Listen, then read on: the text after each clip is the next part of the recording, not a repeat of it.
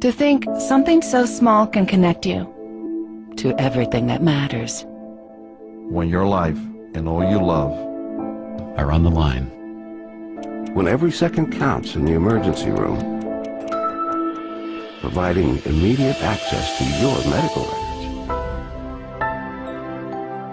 Because Bob has trouble remembering all his medications. Because I'm in love with my kids' kids. Because now I'm looking out for both of us. Because I have diabetes, but it doesn't have me. Because I spend my life in the ER trying to save yours.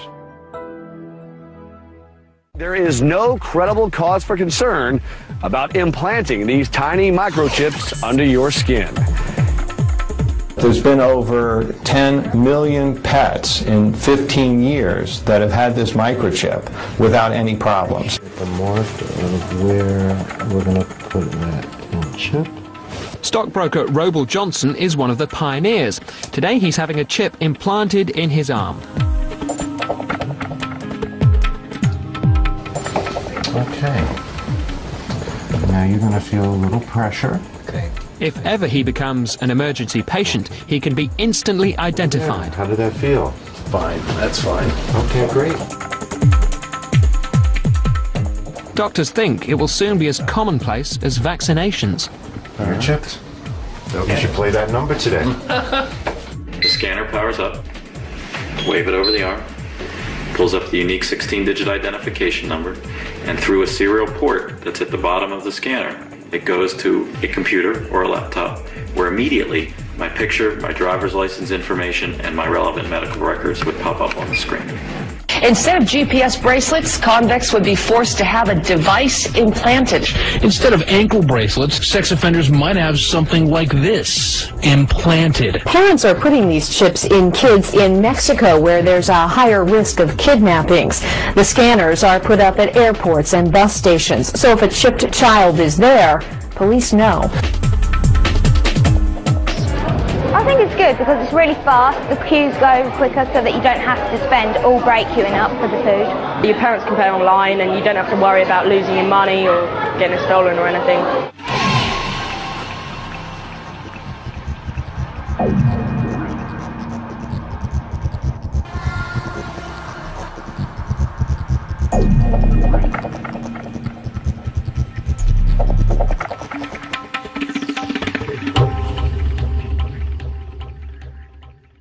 The latest technology for identifying people at the point of sale, for identifying people when they make purchases, is actually the implantable chip that you can actually embed directly into human flesh. It's a tiny glass capsule about the size of a grain of rice. It contains an RFID computer chip. I think that within 20 years when you get born you will get a chip. Super sinister situation when you look away the first world funds come from. It's a super sinister situation when you're buying your food by. And it's a super sinister situation when you look away the first world funds come from. It's a super sinister situation when you're buying your food by. Money, money, money, all I ever hear these days. Every song that the DJ plays, talking of a similar situation. Ain't got none and got to get some. Gotta have more than I had before. Gotta have more than the man next door. Every day I gotta make some more, some more, some more. Well, give me a break, yeah. Let me take some time out. Gotta frisk my mind down before I lose my life now. Give me a break, yeah. Let me take some time out.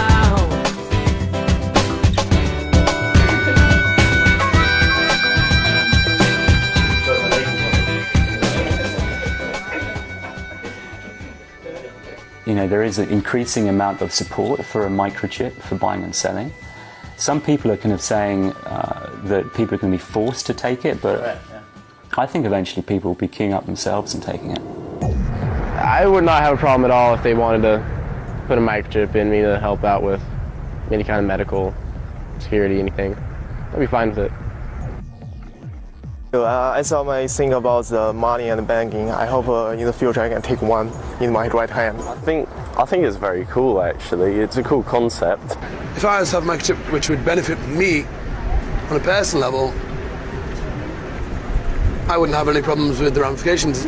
Like, for instance, if I had a microchip which would allow me discounts, say, on like toll roads or purely financial reasons, which was exclusive for that, then I'd have no problem. I got chipped. My whole office is getting the chip. I already got the chip. I've got the chip. We got the chip. Now, the points that are most being used to sell the implantable microchip to people are causing a lot of fear and paranoia amongst conspiracy theorists. You know, fears like giving the government too much control. They're trying to bring in the RF chips as a form of control to all of us human beings. If you don't do as you're told, if you don't conform to the authority, you don't conform to controls, you will have your chip turned off and you will not have anything. And if they turn that off, you can't go into shops, you won't be able to get into the doors, all electronically. The idea of having one as a thin edge of a wedge as a way of social control and monitoring, I think that's very, very dangerous. When I read the book with Barry Smith, it brought up for me the significance of the Antichrist and controlling of people. That's what it brought up. Second, yeah, the Antichrist. You know, you see these fictional movies and you see their implants and it controls you. First, we take a gloomy, dissatisfied woman. We locate her brain. We insert a few nano chips. Finally, we enhance her to fit the ideal specifications. Welcome to the future. It's a really scary prospect. I'm sorry. Really scary. Well, I think they're worried about the wrong thing. They're panicking, like, about the wrong stuff. We've come to accept that kind of technology in the past, things like Social Security and credit cards. Those that was always a concern there, but now people have just come to accept it. I think they'll do the same thing with microchip implants. Personally, I feel that these fear merchants, they do their own cause a disservice. I mean, it's not some tyrant from outside that's going to control us. It's our own inner tyrant, our own greed, that's going to lead us to line up for something like a microchip. When talk turns to the microchip implant being used for buying and selling, control or no control, I think most people would change their story. I feel very strongly that I would say no, but when it comes to you can't travel, or maybe you can't get a job, or you can't get social services, I think that was pretty disturbing, because that's the point at which most people are going to, even if they wanted to say no, might feel forced to say yes. Are there any conditions under which I would allow myself to be microchipped? I don't think so. So basically what you're saying is either you're in this monetary system with the microchip monetized system, or you're outside of that system, and you're asking me is what would I choose? You take the blue pill, the story ends. You wake up in your bed and believe whatever you want to believe. You take the red pill, you stay in Wonderland, and I show you how deep the rabbit hole goes. Well, you know, that's a difficult question, because we all like creature comforts, you know, we all like to have a house. My biggest theory is that it's not ever going to be implemented. I think it's very scary what you're talking about with that company, that it put it in your hand, and, you know, might get to that point where you need to have that or you can't buy anything, and I think it's very, very scary. I would hope that this company, that it wouldn't get pushed to the point you were talking about, but yeah, that's all I have to say. If it was an essential to life, which again I hope it would never be, I would put it in my body, but I would hope it never would come to that point. Would you take the very chip? No way, no, no. Well, if I had to have one to participate within the community, well, for the well-being of my family, I might be forced to, yes. But I'm hoping it doesn't get to that. Okay, with the Verichip, I would not take it on. I think if it got to the point where if you didn't have a Verichip in you, then you couldn't work, you couldn't earn money, you couldn't pay rent, I guess then there's not much choice but to conform and to go with it. But I don't see that would happen anytime soon, I don't think anyway. I've noticed when it starts costing people personally, you know, i.e. that they won't be able to buy or sell, penny drops. They go into denial, and they don't even want to face the fact that they've surrendered already. I mean, it's like they've just caved in, but they don't even want to face it. And that's really disturbing. Yeah, the issue that concerns me the most on that is just money in general. You know, whether it's a microchip implant for buying or selling, or just plain cash, people are too dependent on it, and the vast majority of society have more faith in money than they do in God. Yeah, there used to be a lot of talk about the mark of the beast in the churches, but it doesn't seem to be any more of that. I'm a Church of England. My particular church have not discussed about the mark of the beast. The Church of England, I think they're more very politically correct, and they don't want to tread on people's toes. I'm Assistant Minister of Grace Church, Dulwich. Yeah, I wouldn't have a problem with buying or selling or using money in this way. I personally don't have a problem with this idea of having a microchip put in your arm as a sort of, I don't know, credit card that you can buy and sell in clubs or go down to Sainsbury's and buy your food. No, I would not have a problem with that as a Christian. I think you can worship Jesus Christ whilst at the same time having a mark in your arm, yes. I'm aware that some Christians would consider that a cashless society is a kind of answer to a prophetic text we find in the book of Revelation, that no one can buy or sell who does not have the mark. So it could be, well, if you don't have the right credit card or something else, a chip somewhere, you are lost. I can understand this kind of interpretation. According to our interpretation as Adventists, Seventh-day Adventists, we consider that this idea of worship is a dominant theme here in chapter 13. And when we say worship, we add a small word to explain, day of worship. This idea of selling or buying is not the main topic of chapter 13. We would consider that the Sabbath, that is Saturday, is the day of worship of the believers, the children of God, and there is another day, which is the Sunday, all right? The mark of the beast would be, okay, you go for the Sunday. The mark of the beast is the Sunday worship. If I was given a microchip to shop and to do what I have to do with, I'll accept. It won't be the mark of the beast.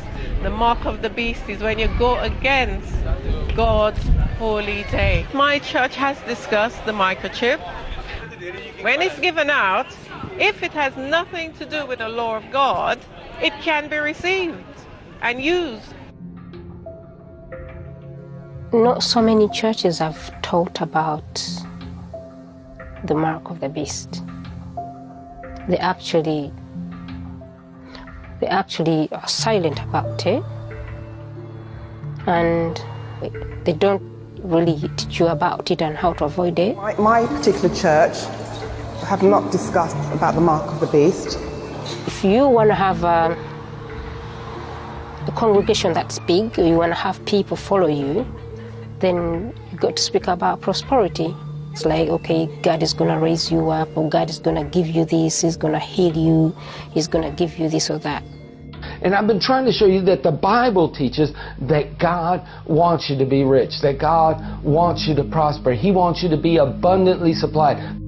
If you concentrate on prosperity and you think your life revolves around money, then you're worshiping the beast. And when we say worship, we add a small word to explain, day of worship.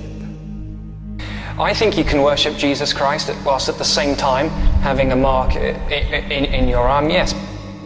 Most of the churches, or the vast majority of the churches, are not teaching the masses or the followers, that would be followers of Christ, about the money, and that the money is a way of worshiping, is a form of worshiping the beast. Hallelujah!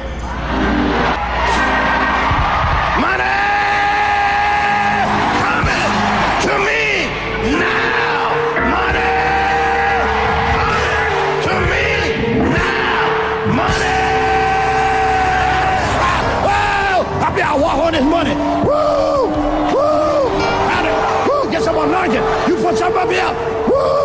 this anointing on it. I tell you what, you put something up here. I'm putting this anointing on this money, man. Woo! Woo! Woo! Hallelujah! Club 700 has actually had Very Chip on, who have basically stated, look, this isn't the mark of the beast because it has not been mandated by government. Yeah, it's interesting that we now have something that matches the prophecy in the Revelation about the mark of the beast. You're talking about a chip that goes inside your hand and you use it to buy or sell. Now that's ironic. It's clear that it's no longer some kind of fanciful imagination, but churches have totally lost interest all of a sudden. Yeah. Yeah, like even trying to get an interview with a minister, you know, on the topic of Bible prophecy is pretty near impossible these days. You know, and I think those that do agree to, you know, to be interviewed, I reckon that they must probably get disciplined about it afterwards, because it shows them up. It shows them up that they haven't got a clue. You know, they don't really know. Well, is it really that clear? Well, what do you mean by that? Well, are we just assuming that it's the connection between the prophecy and the revelation and the microchip implant is really that clear? Well, maybe what we could do is like go out on the street and show people, you know, the Bible passage, show people like the article about the very chip, and talk to people, you know, explain to people about the very chip and see if people see it as clearly as we do. Yeah, why not? We've got the equipment, we've got the resources, we've got the motivation. Let's do it. Yeah. Okay. Did you tap the mic? We've got any spare batteries? I think so. We've got some tapes. Excellent. All right, London, here we come. Jess, we'll give you a call when we get to town, okay? Take care. See you. Bye-bye. See ya. Okay.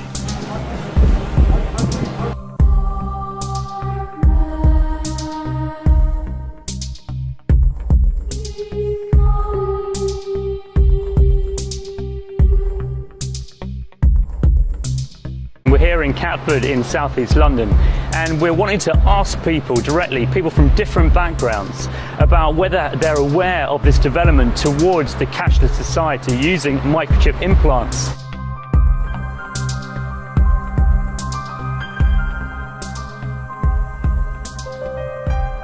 Okay.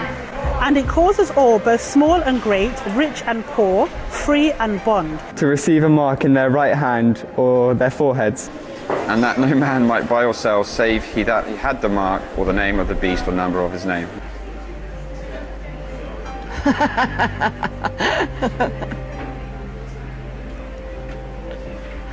It's just a book, isn't it? I haven't got a lot of time for the Bible. To me, that's just words.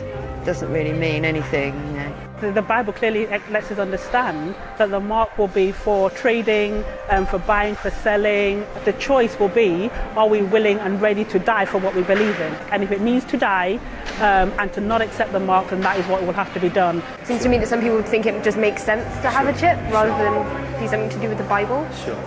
Can you see any link at all? With well, passage obviously, but I think it's a major coincidence. I don't think it's possible that someone 2,000 years ago could have prophesied about any scientific developments today. I don't think God has any place in science.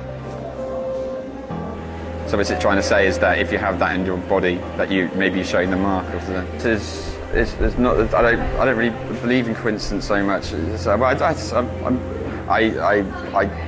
just disagree. From my personal opinion, I just don't think that has any relation to what the financial system is. Why they would put it into barcodes? The number, how that number has any relevance? If they did, it could be coincidental. But if there was some, I don't know, allegiance within the secret allegiance of the financial system around the world who are doing whatever to do this, I think there's a lot easier ways to do this and track our information and track what we do. To do that by what we do in our cash machine or what we shop at Tesco's. Yeah, it was really interesting seeing the various reactions, and you could see that even the people who argued against the connection, like were aware that it was like a huge coincidence, as they called it. They just didn't have any answers for it.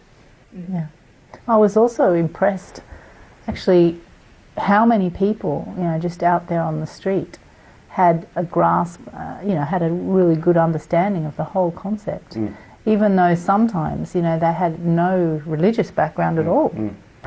Yeah.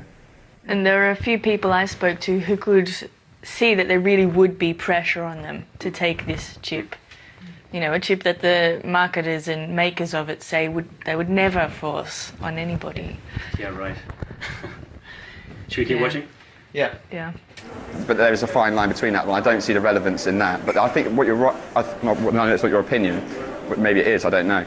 But I know that we are being tracked and we are being traced and our information is being sold and it is being passed. But whether this has any relation to that, I don't think so, my personal belief. There's no way I'd want to put the chip into my body if it's been said before that it's going to be part of some beast or whatever else it's going to be. So I wouldn't want to do it.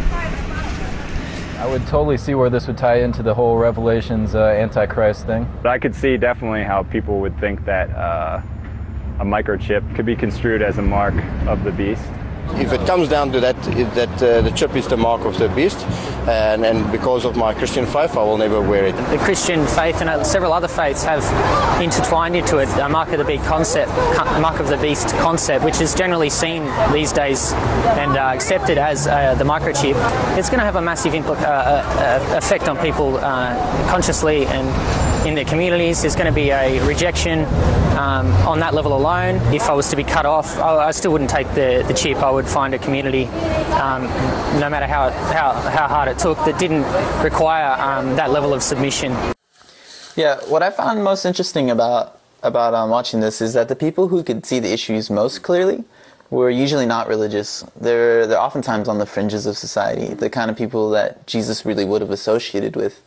And well, I met these street punks, you know, these people in Utah, and I barely mentioned the implantable microchip with them. And what they said was pretty good. Maybe we can check it out and check it out. Yeah, sure. Have a look. Oh, the computer chip that they're gonna put into us. That hey, you know what? I think about that one. If you read the Bible, dude, it says you cannot buy, sell, or trade without the mark of the beast. It's so easy. It's convenient. It's right there. Beep. Oh, everything's right there. Beep. And I will never ever put a chip in me or in any of my children. Oh no, that's I don't want to be marked, man. The people that actually have the chips and the cards, you would not believe how much that they actually waste. They're actually gonna throw away enough to us unchipped people. We can actually survive, dude, without chips. Because money is just paper shit. It's nothing. Why would I trade like paper shit that you can't use? There's no use for it. Like, you can't make it into anything. You can't grow anything with it. This is not your property. This is property of the United States government, and this is a federal offense.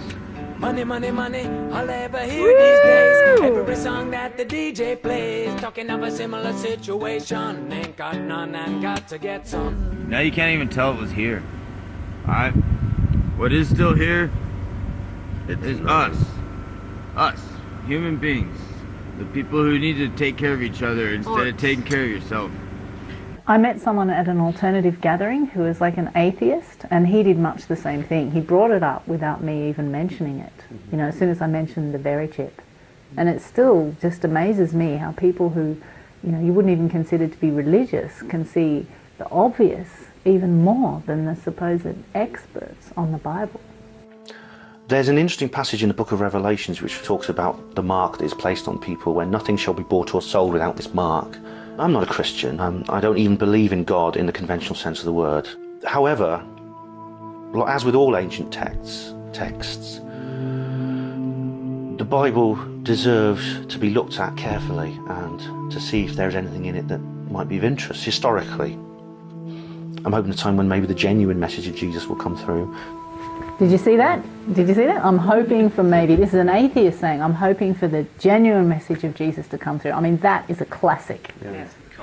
Yeah, you can imagine Jesus going around and gathering his disciples from people like this, you know? Yeah. They're all a bit radical in one way or another. Hardly a suit and tie amongst them. Yeah, I think the suit and ties, they're too busy trying to change the message to something like worshipping God on Sunday. I don't know a lot about the Mark of the Beast prophecy, and I don't know a lot about this chip thing, but from what you've told me just then, they seem pretty similar. No, I'd never take a chip. I'd never microchip myself. I think it's kind of interesting, like talking about people being chipped in the future. I engage with wild food, engaging with like the natural world, wild plants. does make you wild in the sense that you want to rebel against standardization, manipulation, control, all these things which I think people are seduced into because they're being manipulated, because the world is so complicated, it's so stressful. Using plants in that way and relating to people in that way just makes you, you will never be ripe for manipulation. You will always rebel. I will never be chipped voluntarily. They'll have to hold me down, they'll have to knock me out.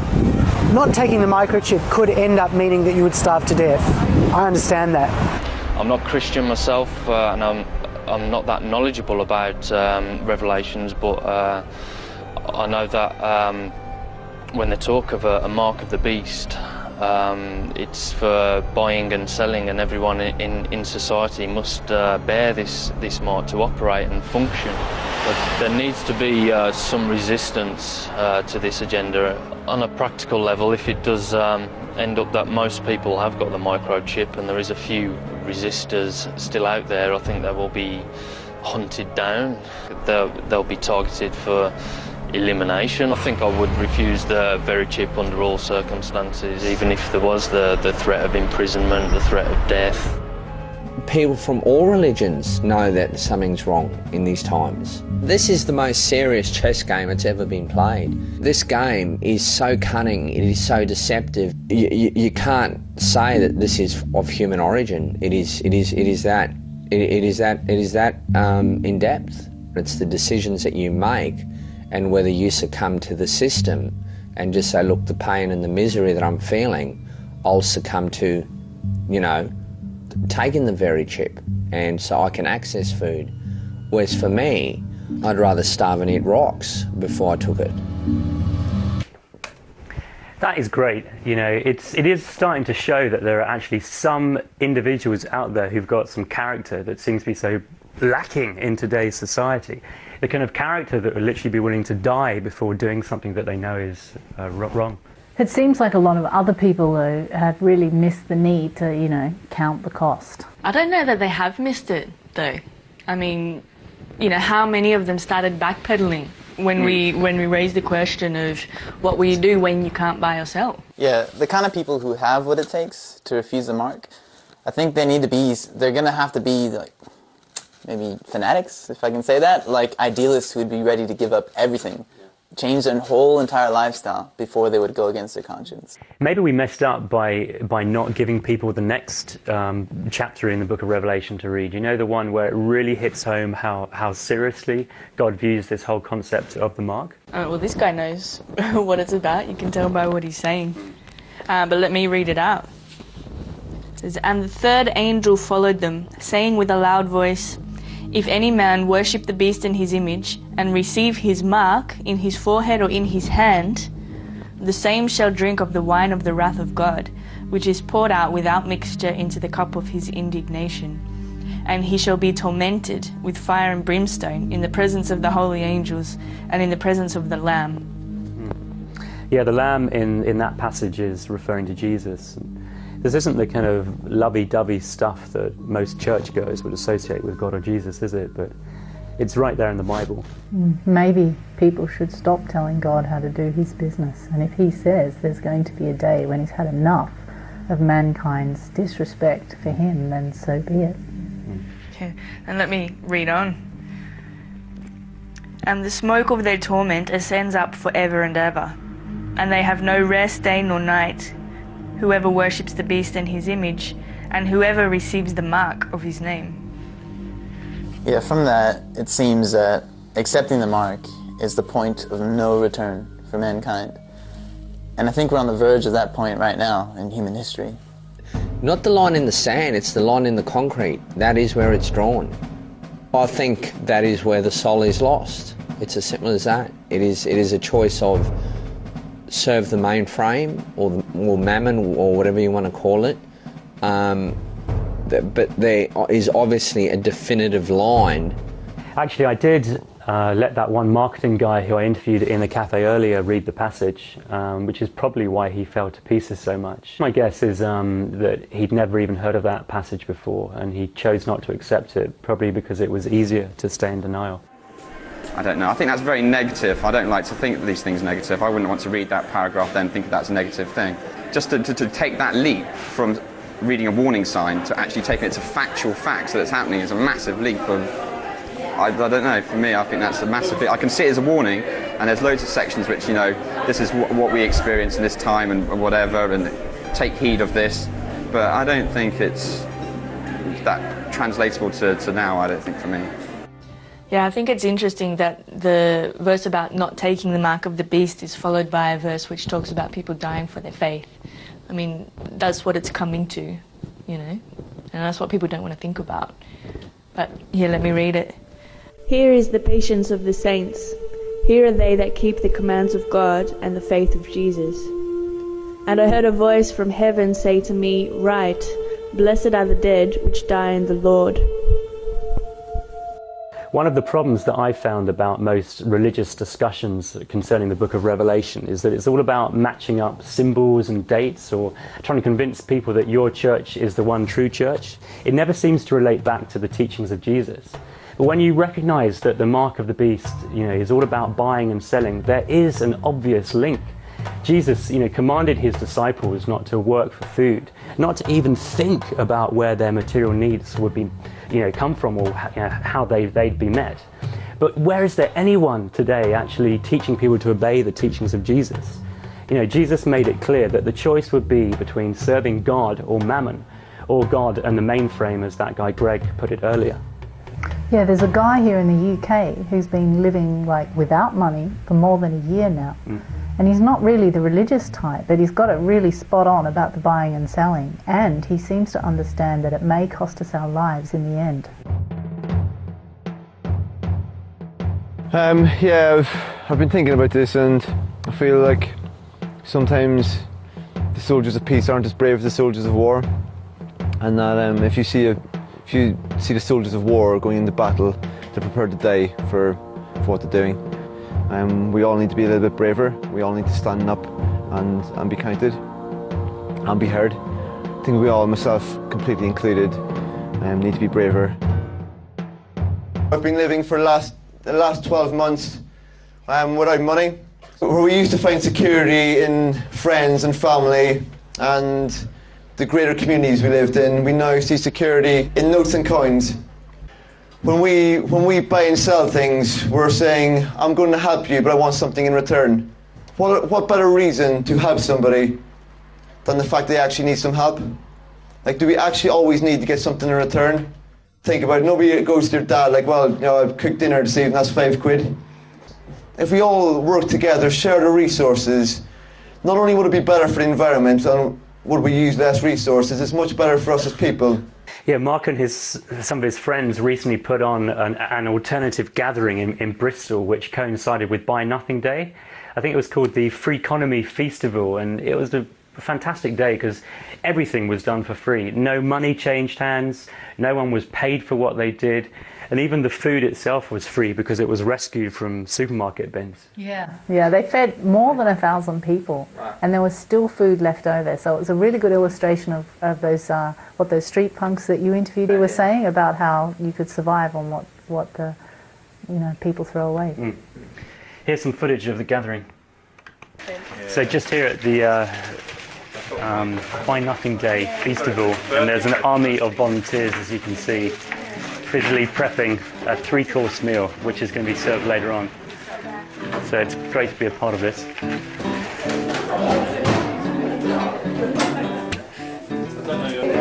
Most of the food that I get is from the back of supermarkets. About 90% of all the food I eat, gets found. I'm just amazed that all this food goes to waste. Do I live to work or do I work to live? And do I give to earn or do I earn to give? And if I do my best for society, will they care about money or will they care about me? I think this is wonderful. It's really nice to all be under the same roof. I'm a language teacher, so I brought loads of sort of French books and dictionaries and textbooks and stuff like that I don't need. And I found chocolate spread, so I exchanged linguistics for chocolate spread. There you go. My first experience arriving and finding that everything's free. I think it feels nice to yourself to have donated something that you don't need anymore and then take something that you actually need No, this is a new experience for me, but I would happily, you know, as long as it's still healthy, it's not going to make me ill, I have no qualms about eating food that's out of date. It was much nicer than going into a shop and exchanging money. Hello! Can I have everyone's attention for 40 seconds maybe? I know there's a wonderful clothes swap going on. What we're doing is we're doing a clothes swap. So basically any clothes that you like them, they're good clothes but you just haven't worn them for a while. You bring them along, trade them in, like this nice, jazzy waistcoat. Yeah. And then see if you can find anything that you like. I think it's a fantastic way of kind of making an active decision to kind of not involve money in things. You know, you don't need money if people are prepared to share and swap. A whole new word, swap. Swapping. Sounds slightly Dutch. Swap. Yeah, good. We're swapping today. Swapping. Yes, it's like shopping, not quite. It's just a really fun day. It's so nice to see so many kids. It's so nice to see so many people just really enjoying themselves, and also the slight bewilderment on people's faces when they're like, so I can just take this. It's like, well, yeah, it didn't cost us anything, so just take it away. People are surprised that everything is free, but it's just proof that it can exist and it can happen. Money's a pain in the neck. It's useless. It's like controls people, turns people into, I don't know, things that they don't want to be. Just doing whatever is thrown at me really. I was helping with some furniture being brought in, just chopping some potatoes now, and clearing up later on, and anything that needs doing, I'm up for doing it. I think I'm powering up the music system. Not sure how. Certainly, I think like people's generosity of spirit is always there. Just needs to be given the space to sort of freely flow. Ooh, his shining eyes still see. Ooh, the docile dreamers roam. Ooh, have it all, but the best from me. We got home, we got barracks and drones and a rich voice sits on your throne. I got empathy, you got apathy, I got wrong. Thank you, that was funny.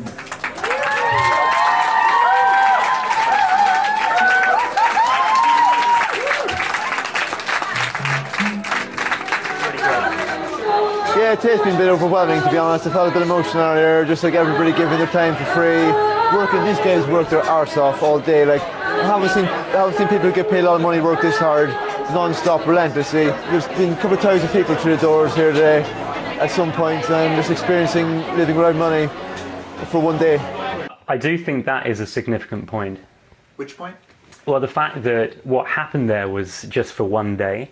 I mean, people had a lot of fun. We all did. But as we've seen from the other footage, it's going to take a lot more dedication than that. I think Mark Boyle definitely could see that, but I'm not so sure that the others did. You know, it's not just going to be about giving up the things we don't need. We may one day actually be forced to lay down our lives for one another. Yeah, I interviewed someone at that festival who was talking quite seriously about living without money.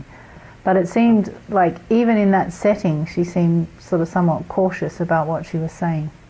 I'm nervous about talking about it to people because even the hippiest of hippies get like their prickles come up when you start talking about doing the job that you want to do and not having to enslave yourself for your money, because no one wants to have to do it, so everybody hates it. So when someone comes along and says you don't need to do this, you know, everyone gets like, but I do, I have to. And that tension, I think it all hangs on that tension in some ways. I mean, it compromises you're never giving totally and you're never receiving totally when you're using money, because you're always aware of the back current of the exchange.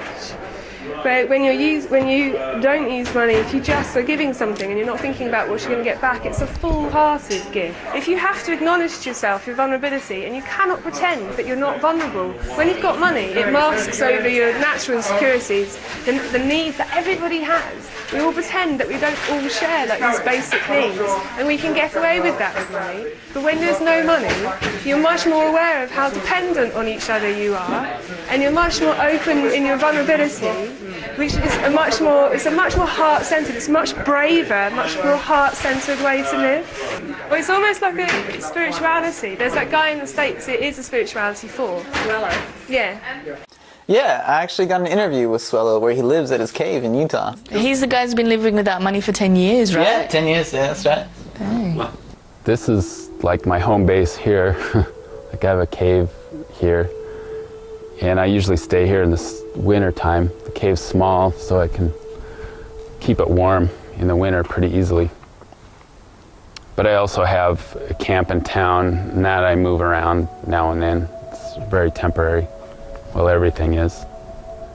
And often in warmer months, I travel around the country, just live wherever randomness takes me. I remember thinking, going through periods where I thought that, or I wondered why we didn't practice the teachings of Jesus. It's like he was more of an icon to be worshipped than to be followed in practice. We divide the world up among different religions and philosophies, but to me there's only two. And it doesn't matter whether you call it Christian, Hindu, Buddhist, whatever. Basically they all boil down to love or money, God and mammon.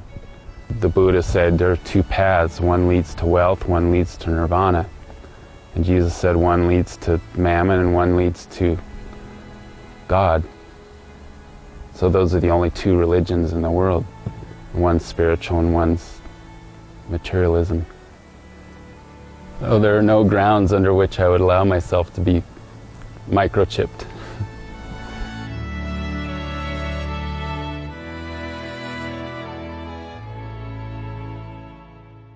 Yeah, we interviewed a lot of people about issues relating to this. There was that guy, Andy Hamilton, in Bristol, who's a co-author of the Self-Sufficient-ish Bible. Fergus Drennan, who's a sort of famous wild forager. Greg Nicoletis, who's the founder of the We the People Will Not Be Chipped movement, who works closely with Catherine Albrecht. It's quite a few people. I think that Swello and Mark Boyle represent the two strongest proponents of this message, though. Because I think they have their act together and they're more than just talk. So, and what about us? Are we going to include something about us in this documentary as well? Well, we are in the documentary right now. See that camera over there? So how do we include what we're doing in the film? Well, the cameras are rolling.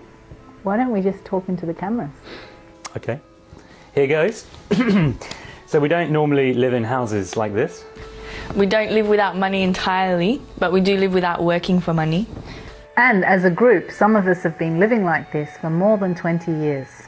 Right, we're freegans, which means we get most of our food from the back of supermarket dumpsters. We live and travel in vehicles that run on waste vegetable oil. Yeah, and we use solar panels to get our electricity from. But really, we're preparing for a time where we won't be having vehicles at all, and we'll be living pretty much like Swello. We have contacts in India, Kenya, Australia, America, and here in the UK as well. And next year we hope to have a base in Argentina. Yeah, that makes us sound huge, when in reality we're just a couple of dozen people at the moment. But we're training. We're learning how to survive just through faith in God, and we're preparing for a time when people of conscience in the world everywhere are going to have to survive without buying and selling. Some of us will die in the process, but there is a great need for us to be preparing right now. A big part of that preparation is getting the message out to others, like we're doing with this film. But we need to be clear that it's not all about us either. It's about people finding a faith that's bigger than money, and then linking up with others who have a similar kind of vision. There are dark times ahead, but God wants to prepare us for it by teaching us to take the message of Jesus seriously right now, before the axe falls.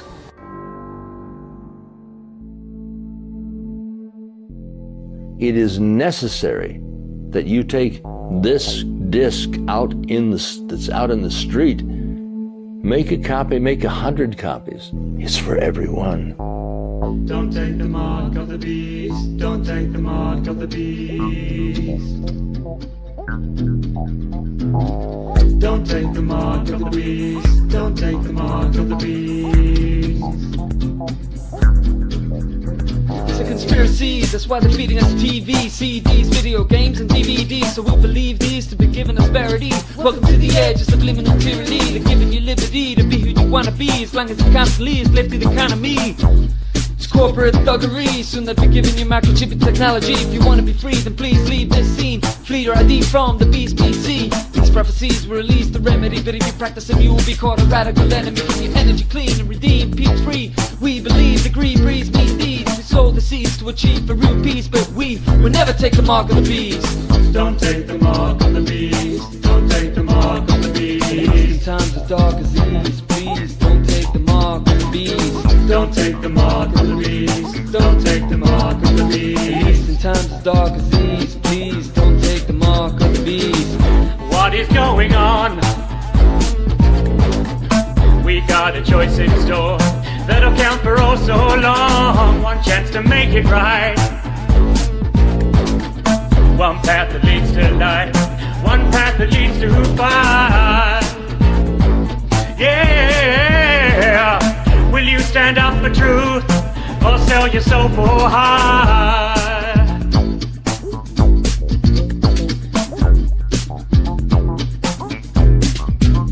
What trick's this? That the barcode is 3 6's fixing it. 3 parallel lines with a 6 in it. Time to open up your eyes, get the scriptures in. The church is paralyzed, so they're missing it. When money's out of lies and no Christians in. They claim to follow Christ, but they're dissing him. They're so busy shouting praise, they ain't listening. I know the picture's grim, it's gonna get worse, but first it's a curse. It's coming upon the face of the earth. The human race will give birth to the worst person, and nerds may even lurk in the church. Is how it works, they try to insert